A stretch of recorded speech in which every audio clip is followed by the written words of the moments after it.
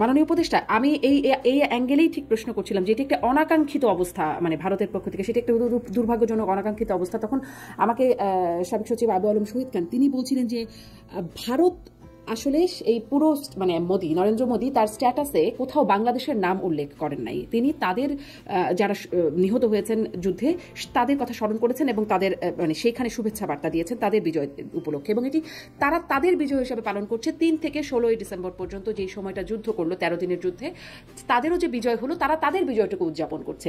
সেখানে আসলে আমাদের প্রতিক্রিয়া দেবার কিছু নাই, তাদেরও মানুষ মারা গেছেন, তাদের প্রতি তারা শ্রদ্ধা জানাচ্ছেন, মানে এটুকু তাদের পার্ট, এই ১৩ দিনের যে একটা তাদেরও পার্ট আছে, এই পার্টটুকুকে তারা সেলিব্রেট করছেন। সেখানে আসলে আমাদের প্রতিক্রিয়া দেওয়াটা আরও খুব কারণ নাই বলে তিনি বলছেন, মানে তাদেরও যে একটা পার্ট আছে সেই পার্টটুকুকে আলাদা করে তারা সেলিব্রেট করতে পারেন।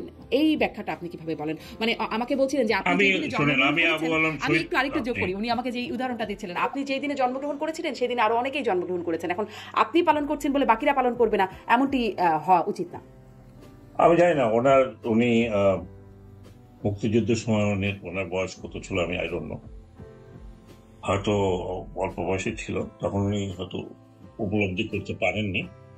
এটা ওনার ব্যাখ্যা, এটা ওনার ব্যাখ্যার সাথে যে আমার ব্যাখ্যা মিল হবে তা তো না। আমি এইটা বুঝি, আপনি আমাকে প্রথমে বলেছেন আমি একটু অনেক কিছু নিয়ে গবেষণা করি, আমি এটা যদি সারাদিন আমি কথা বলতে পারবো যে why India was involved in the beginning. এখন প্রচুর ইতিহাস আছে, সেই ইতিহাসগুলো আপনি বইগুলো পড়লে আপনি বুঝতে পারবেন। আমি যে কথাটা বলেছি, আমি as a Bangladeshi I am very proud of liberation war, I am very proud of liberation war. যে বাঙালি যে যারা মানে পাকিস্তানের মতো একটা বাহিনী ভেবেছিল যে কয়েক হাজার বাঙালি মেরে ফেললে বাঙালি চুপ হয়ে যাবে, ইট ডিডন্ট হ্যাপেন। মুষ্টিমেয় বাঙালি সোলজার্স রিভোল্ট মানে কেউ অত বোঝে না।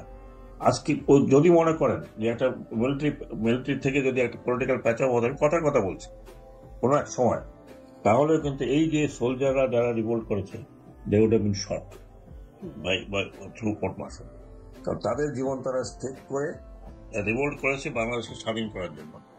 সেই জায়গাতে আমি বা কেউ এই ধরনের অন্য ধরনের ব্যাখ্যা দিয়ে আমার মনে হয় না যে জাস্টিস করবে। ডক্টর স্বাগত, আপনি স্পষ্ট করেছেন।